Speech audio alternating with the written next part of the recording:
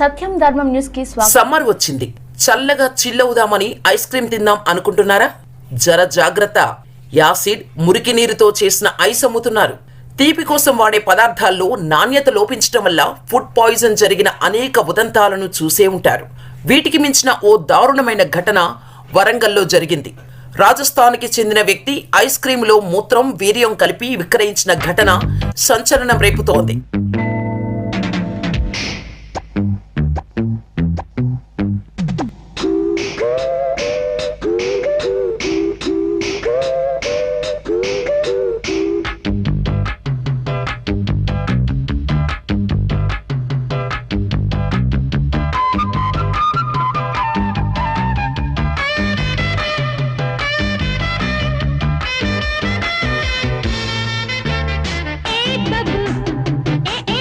అనగా 18 మార్చ్ 2024 రోజున వాట్సాప్ గ్రూప్లో వైరల్ అయినటువంటి ఒక వీడియో.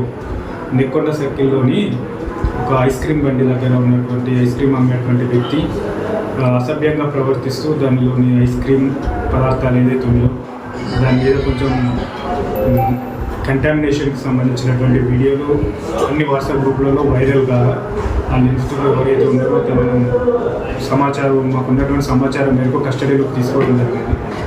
తదుపరి విచారణలో భాగంగా ఫుడ్ సేఫ్టీ ఆఫీసర్స్కి ఇన్ఫర్మేషన్ ఇవ్వడం జరిగినది. వాళ్ళు కూడా దాని మీద తగిన చర్యలు తీసుకున్నారు. ఆ తర్వాత తను చేసినటువంటి ఇది ఏదైతే అసభ్యకరమైనటువంటి అది ఉందో దాని మీద మేము చట్ట ప్రకారమైనటువంటి సెక్షన్ అమలు చేసి ఎఫ్ఐఆర్ రిజిస్టర్ చేయడం జరిగినది. ఈరోజు రిమాండ్ పంపించడం జరుగుతున్నది. గ్రామ ప్రజలకు కానీ ఐస్ క్రీమ్ చిరు వ్యాపారులకు కానీ ఇలాంటి తిను పదార్థాలను అమ్మేటువంటి వ్యాపారులకు కానీ ఒక సూచన ఏంటనగా, మీరు ఎలాంటి తిను పదార్థాలను కానీ అమ్మినా ఐస్ క్రీమ్లు కానీ అమ్మినా కానీ కూడా కొన్ని హైజీనిక్ కండిషన్స్ను మెయింటైన్ చేస్తూ ప్రజల యొక్క ఆరోగ్యాలను వాళ్ళ యొక్క పదార్థాల యొక్క మంచిని కూడా కాపాడుతూ ప్రజల యొక్క ఆరోగ్యాన్ని దృష్టిలో పెట్టుకొని మీరు వాళ్ళకు సప్లై చేయాల్సిందిగా కోరుచున్నాము. ప్రజలందరి యొక్క ఆరోగ్యానికి మీరు కూడా సహకరించాల్సిందిగా కోరుచున్నాము.